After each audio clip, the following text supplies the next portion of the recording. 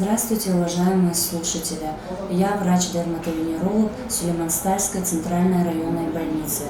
Со 2 сентября по 8 Министерством здравоохранения Российской Федерации в нашей стране объявлена неделя профилактики кожных заболеваний.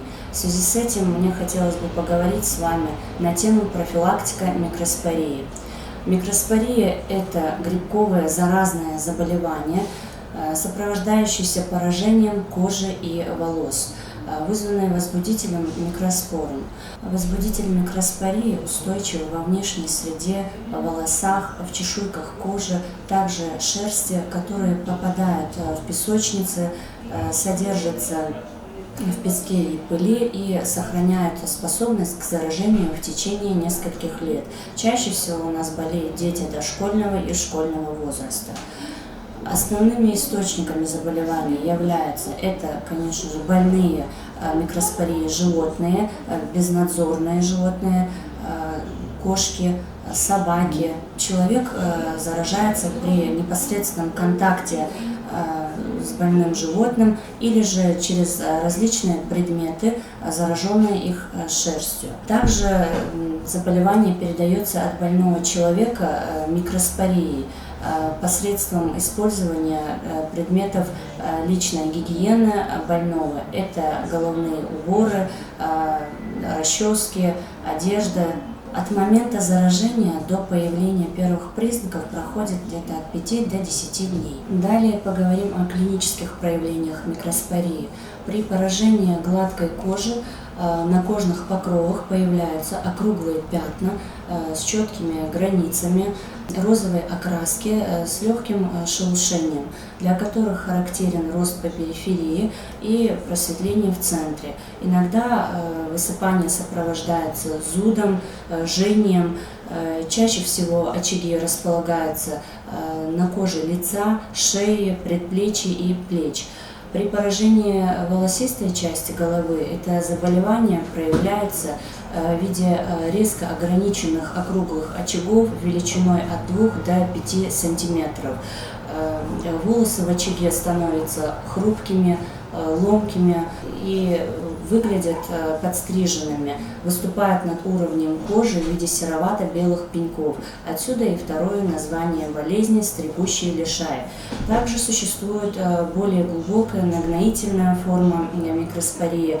Возбудитель, проникая в более глубокие слои кожи, вызывает покраснение, пролиферацию и появление гнойных корочек. Микроспория излечима, лечение больных длительное, до месяца и более. Для уточнения диагноза и назначения лечения необходима консультация специалиста-дерматолога. Также хотелось бы напомнить, что до посещения специалиста и проведения лабораторного исследования не следует обрабатывать пораженные участки никакими медикаментами, так как это только затруднит постановку правильного диагноза. Дальше обсудим. Для диагностики используются соскобы с кожи и волос, посевы, также осмотры в лучах лампы Вуда. Лечение проводится местными противогрибковыми препаратами. Больным членам семьи и животным также необходимо провести терапию. При тяжелых случаях, рецидивирующих формах, а также при поражении волосистой части головы врач назначит вам противогрибковые препараты внутрь.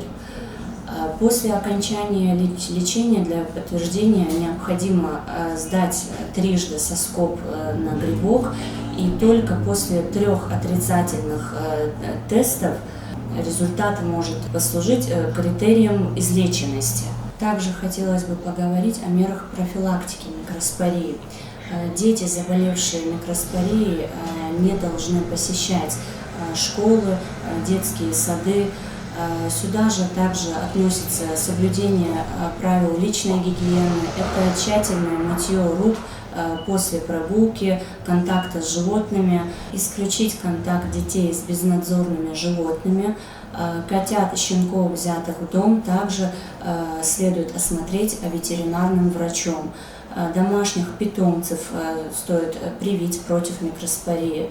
Необходимо населению соблюдать также санитарно-гигиенические правила, то есть пользоваться только индивидуальным головным убором, расческой, постельным бельем и другими предметами личного назначения.